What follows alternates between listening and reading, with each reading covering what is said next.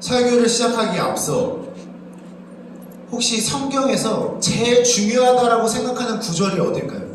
제일 중요한 구절이 어딜까요? 많은 신학자들이랑 설교가들이 각자 나름의 제일 중요하다라고 생각하는 구절들을 이야기를 해요. 전도사님도 전도사님 나름대로 중요하다고 생각하는 구절이 있었어요.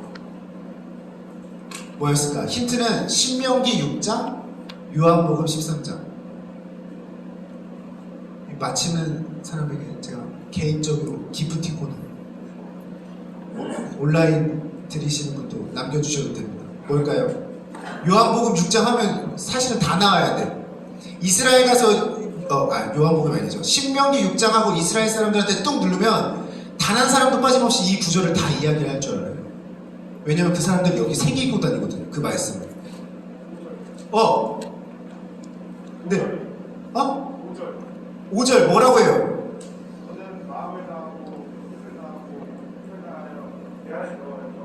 네, 정답입니다. 그쵸? 구약에서도 저 얘기를 신명기 때 해주세요. 너는 마음을 다하고 뜻을 다하고 힘을 다하여 너의 하나님을 사랑하라. 근데 그거를 예수님이 신약에 와서도 똑같이 얘기했죠. 예수님 가장 큰 계명이 뭡니까? 했을 때 가장 큰 계명? 내가 마음을 다하고 뜻을 다해서 하나님 사랑하고 내 이웃을 내 몸같이 사랑하라. 전 이게 성경 전체에서 제일 중요한 구절이라고 생각했어요. 근데 우리 신학 교수님은 또 관점이 다르더라고요. 신학자들은 또 어디가 제일 중요하다고 생각했을까요? 제가 이 구절을 딱 얘기하면 다들 공감하실 거예요. 한 명도 빠짐없이. 신학자들은 어디를 제일 중요하다고 생각했을까요? 구약의 어디와 신약의 어디? 교수님이 저한테 질문했을 때 저는 여기 상상도 못했어요. 근데 듣고 나서 충분히 그럴 수도 있겠구나라고 생각을 했어요. 어딜까요? 힌트는 여러분이 다 알고 있는 구절. 지금 내가 시켜도 다 얘기할 수 있는 구절. 다는 얘기하지 못하지만 그냥 흐름은 얘기할 수 있는 구절. 어딜까? 어딜까요? 갑자기 땅을 보는 청년들이 생기시네요. 이러면 안 돼요. 힌트는 구약 같은 경우 힌트는 출애굽 때 본문이에요. 어렵나요? 그럼 구약만 얘기할게요. 어딜 얘기를 하셨냐면 10계명을 이야기를 했었어요. 다 끄덕이죠. 이유가 있어요. 그죠? 내 하나님 제1계명 하나님만. 그죠? 내 이름 이런 거. 그죠? 그러면은 신약에서 제일 중요한 건 뭐라고 얘기하셨을까? 이거 좀 잔머리 잘 돌아가는 사람은 대답할 수 있을 거라고 생각합니다.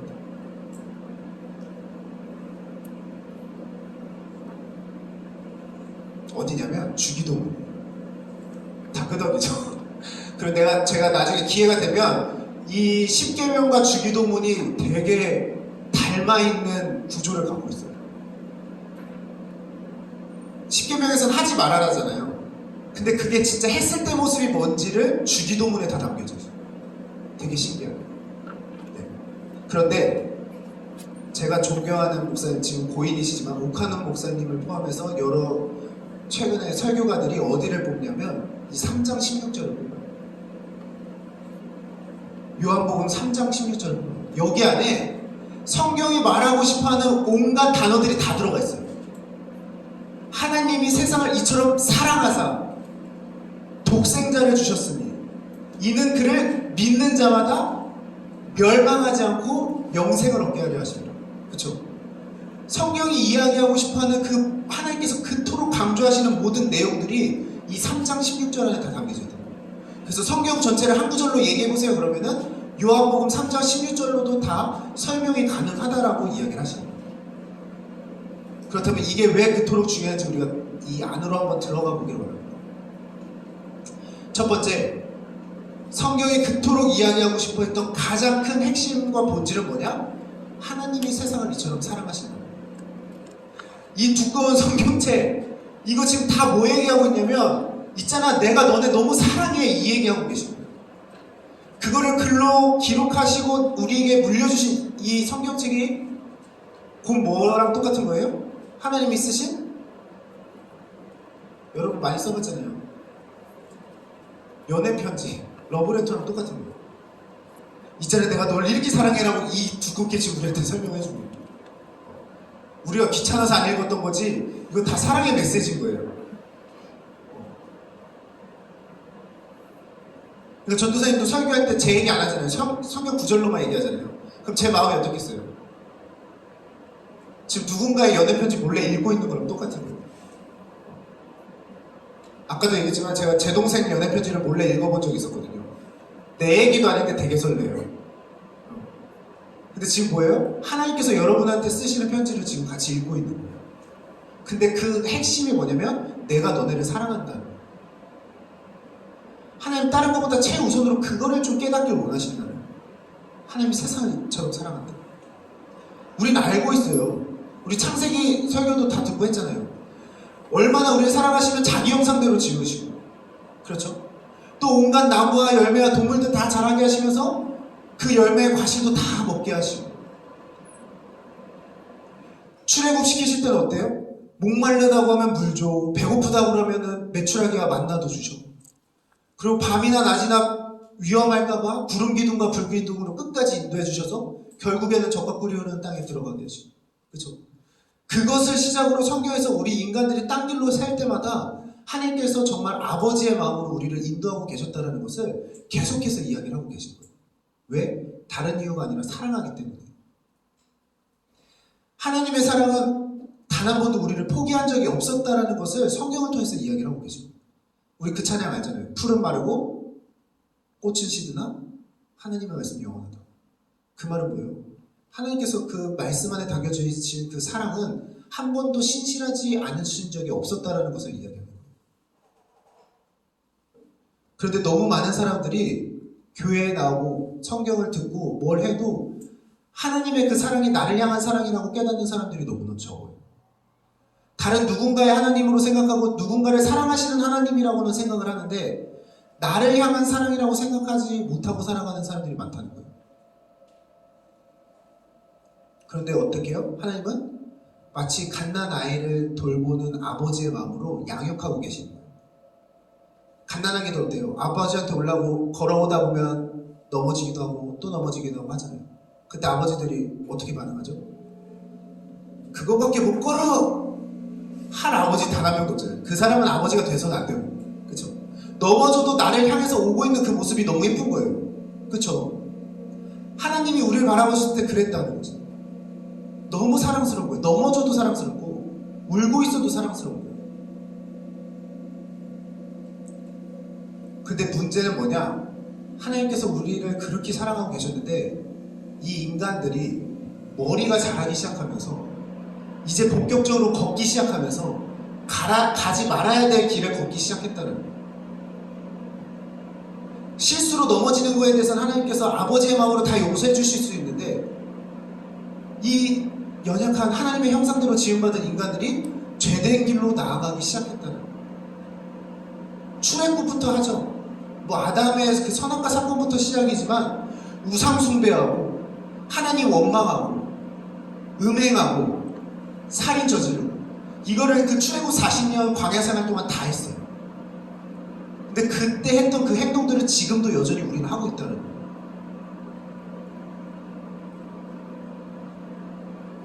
근데 말했잖아요. 하나님 우리 너무 사랑하신다. 자녀들이 어떻게 안 좋은 길로 가는데 그걸 내버려 둘 부모가 어디 있겠어요. 그렇죠? 그래서 하나님이 처음엔 어떤 방법을 사용하시냐면 이스라엘 백성들 출애굽할 때 속죄일이라는 거를 정해줘요. 속죄일. 그거 다 뭔지 아실 거예요. 이렇게 양을 잡아다가 내가 얘한테 안수하고 그럼 내 죄가 얘한테 옮겨졌다고 생각하고 얘를 쳐서 죽여서 그 피를 뿌리면 얘가 내 죄를 짊어지고 대신 죽었다라고 하는 게 속죄일이에요. 1년에 한 번씩. 그러면 내 죄가 사라졌다고 생각을 하는 거예요. 하나님 그 방법으로 이 이스라엘 백성들의 죄를 해결해 줬어요. 근데 문제가 생겼어요. 무슨 문제인가요? 양한테 안수해서 쳐서 죽여서 그 피를 뿌리고 해서 죄를 사했는데 문제가 생겼다고. 무슨 문제? 무슨 문제일까요? 어렵게 생각하지 마세요. 쉬워.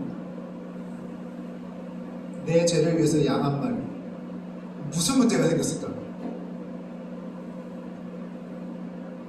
다 지금 듣고 계신 거죠?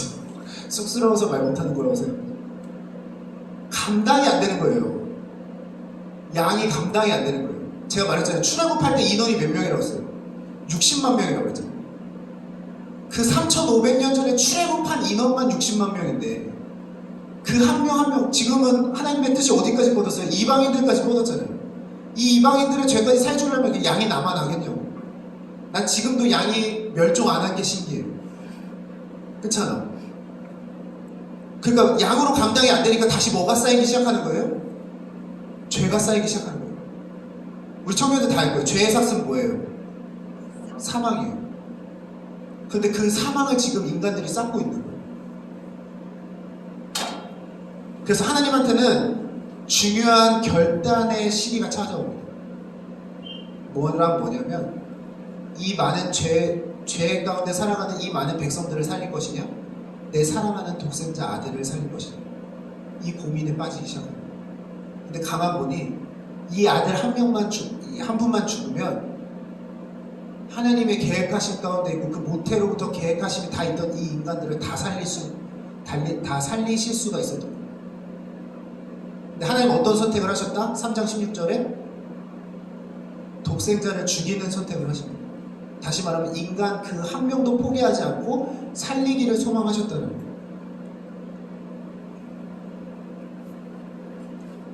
우리가 생각해 볼 게 있어요. 의로운 사람들을 위해서 죽는 거는 그 죽음의 의미가 있잖아요. 그렇죠? 근데 하나님이 예수님을 죽게 하실 때 우리는 어떤 사람들이었어요? 죄인이었잖아요. 저 살인자 때문에 지금 내 사랑하는 아들, 하나밖에 없는 아들을 내어줘야 되는 상황인 건데 하나님은 어떤 선택을 하셨냐면 저 살인자를 살리기 위해서 나 하나밖에 없는 아들을 죽이기로 결정하셨다는 거예요. 근데 그 결정하신 이유가 뭐다? 나를 사랑하시기 때문에, 여러분들을 사랑하시기 때문에 독생자를 주셨다.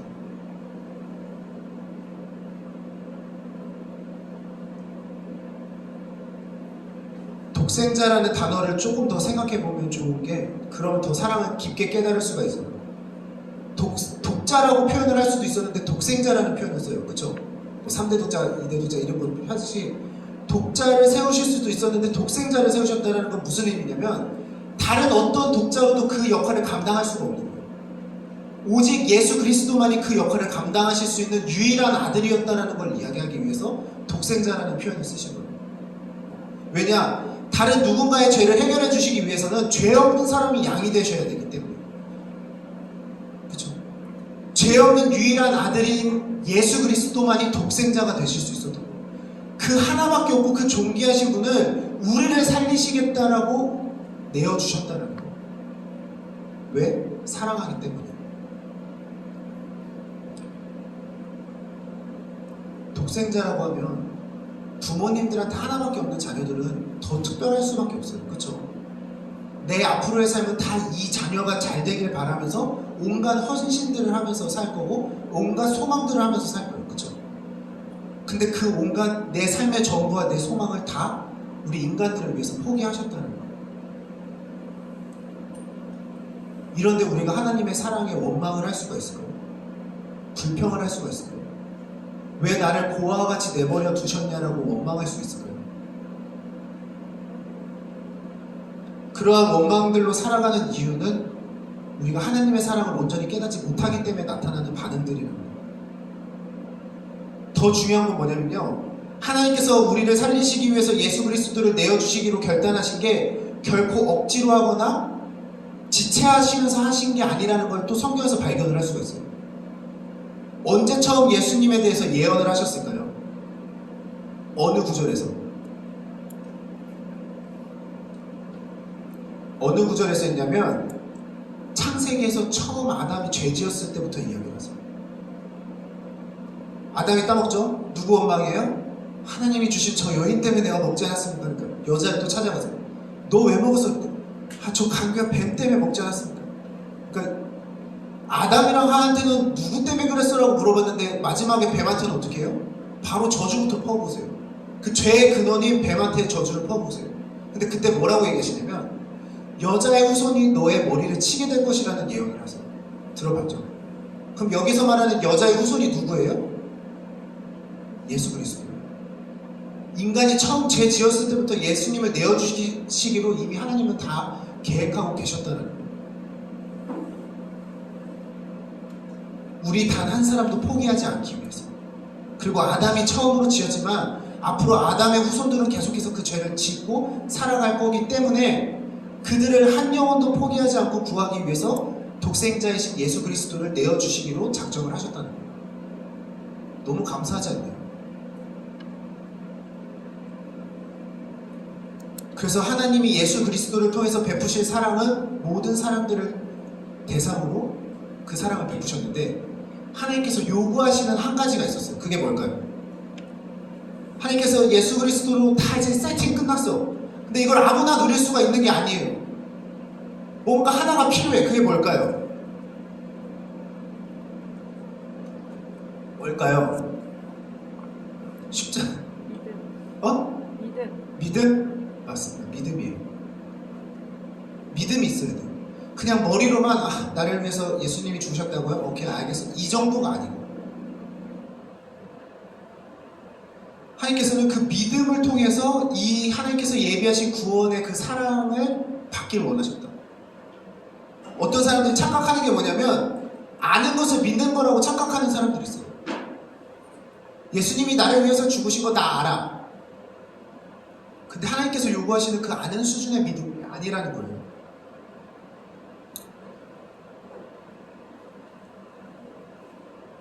그리고 믿음을 통해서 그 모든 구원의 은혜를 누리게 하신 것은 엄청난 사랑인 게 뭐냐면, 믿음만이 어느 누구도 차별받지 않고 누릴 수 있는 방법이기 때문에 믿음을 사용하신 거예요. 예를 들어서 돈이 많은 사람이 구원을 받는다. 옛날에 그런 찬양이 있어요. 돈으로도 가는, 너무 옛날 찬양이니까요. 네. 아무튼 그러니까 돈으로 구원받을 수 있는 것도 아니고, 아브라함의 자손이기 때문에 구원받을 수 있는 것도 아니고, 출신이 좋아서도 아니고, 내 몸이 건강해서도 아니고, 철저하게 뭐로만 구원을 받게 하셨다?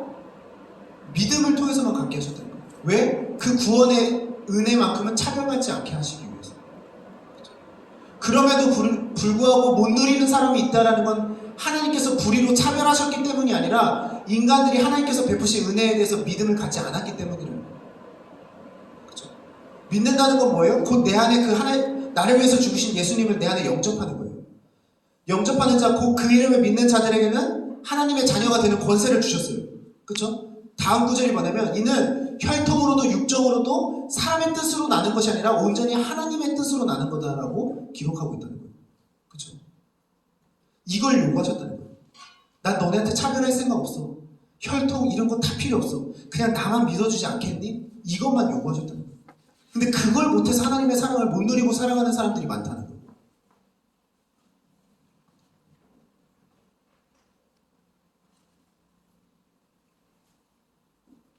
내가 과연 아는 사람인가 믿는 사람인가에 대해서 고민을 해볼 필요가 있습니다. 정말. 그래야 그게 하나님께서 태초부터 예비하신 그 사랑에 대해서 감격으로 나한테 다가올 수가 있어요. 근데 머리로만 알면요, 절대 그것이 나의 마음에 터치를 일으킬 수가 없다는 거예요.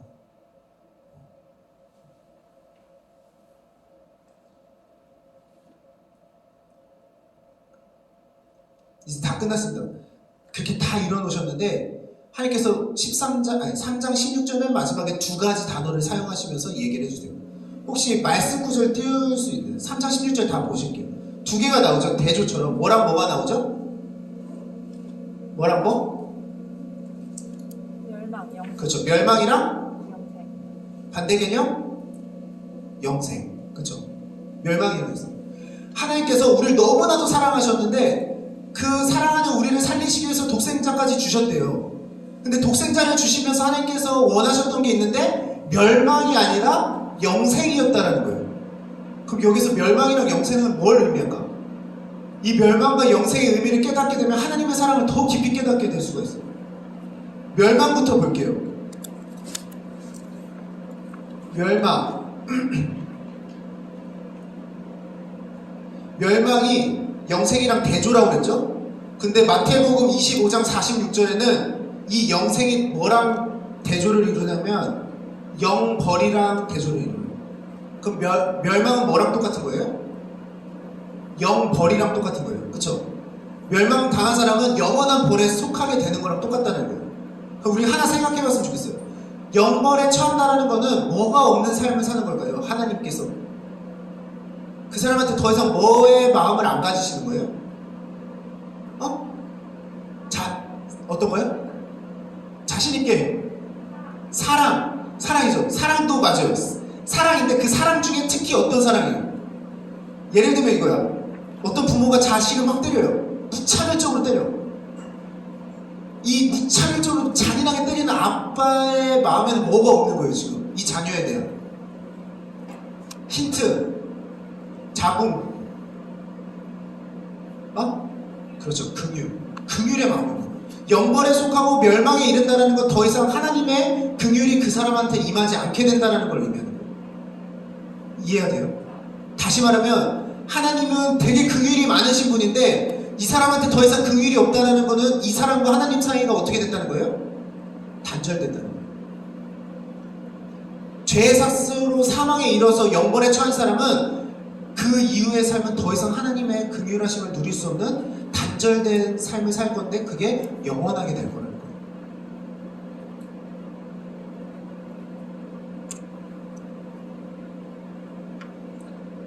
회개에는 기회가 있다고 했죠. 우리가 살아있는 순간만 회개할 수 있어요. 죽은 이후에는 회개가 없어요. 영벌에 처한다 그러면 끝나는 거예요. 근데 지금 하나님이 어떤 걸 얘기하신 거예요? 그래서 난 너랑 관계가 단절되고 싶지 않아. 너를 멸망에 이르게 하고 싶지 않아. 너를 영벌에 처하게 하고 싶지 않아. 나는 그 무엇보다도 내 사랑하는 독생자 아들을 아끼지 아니할 만큼 너랑 관계가 끊어지고 싶지 않아라고 이야기하시는 거예요. 이해가 되세요? 이 아들 죽어서 없어지는 것보다 지금 여러분과 하나님의 사이가 끊어지는 걸 그 무엇보다도 싫어하시는 분이 하나님이시라는 거예요. 멸망이라는 단어가 뜻이 뭐예요? 나라가 망하여 없어진다는 거. 이걸 하나님 나라로 갖고 와야 돼요.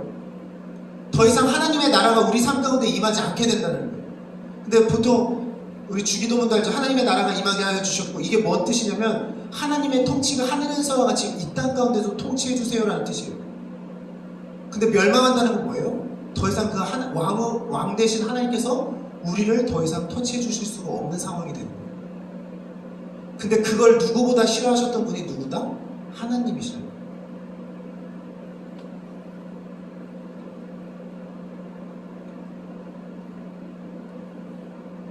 그럼 반대로 영생은 뭐예요?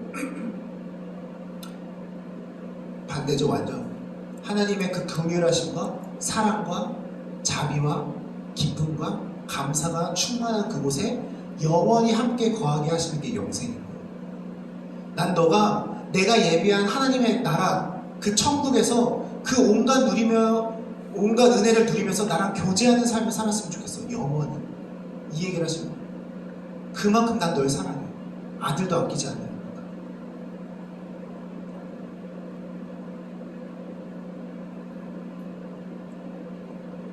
오늘 이 3장 16절을 듣고도 하나님의 사랑이 부족하다고 생각하거나 원망할 수가 있을까요? 전 없다고 생각합니다. 이미 하나님께서는 하나님의 마음이 어떠한지를 이 3장 16절에 다 담고 계세요. 이거 예수님이 하신 말씀입니다. 하나님께서 우리에게 그토록 얘기해 주시고자 하시는 걸 지금 자기가 죽으셔야 되는데 예수님이 이 얘기를 하고 계시는 거예요. 나를 보내신 하나님은 너네를 이 정도로 사랑해라고 이야기를 해주고 계셔요. 그럼에도 불구하고 우리가 마지막 심판에 이를 수밖에 없는 이유는 뭐냐면 하나님의 역할을 헷갈려서는 안 된다는 거예요. 내 자녀가 잘못하고 있다고 해서 무조건적으로 용서해 주시는 것이 아버지의 사랑은 아니에요.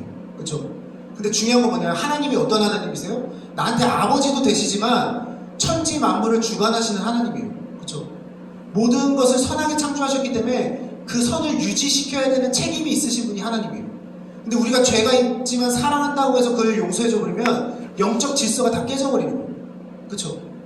영적 질서를 지킬 수밖에 없어서 죄된 사람들을 심판하실 수밖에 없지만 아버지로서 내 사랑하는 자녀들이 그 심판대에 서지 않았으면 좋겠는 거예요. 이해가 되시죠?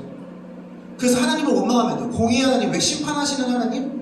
아버지가 어떻게 그래? 이거는 하나님의 역할과 그것들을 헷갈리기 때문에 하는 원망일 수밖에 없어요.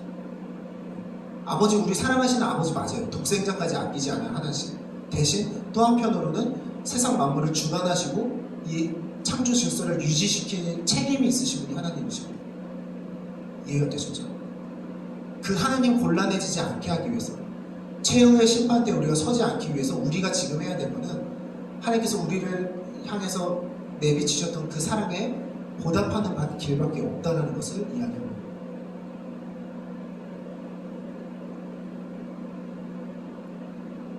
그래서 오늘 예배를 듣고 두 가지를 결단하고 나아갔으면 좋겠습니다. 첫 번째는 우리가 아직 죄인 되었을 때 그리스도께서 우리를 위하여 죽으심으로 하나님께서 우리에 대한 자기의 사랑을 확증해 주셨다고 이야기해요. 그렇죠? 예수님의 죽으심으로 하나님에 대한 사랑을 확증해 주신 거예요.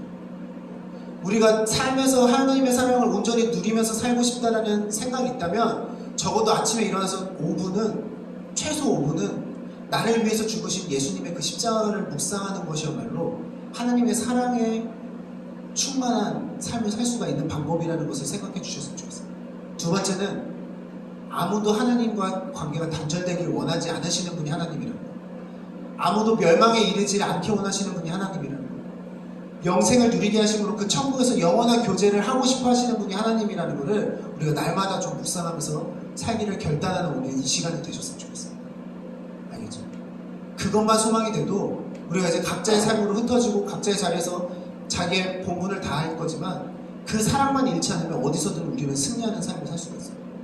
그리고 결국 하나님의 사랑을 의심하지 않고 감사함과 기쁨으로 살아가게 될 줄 믿습니다.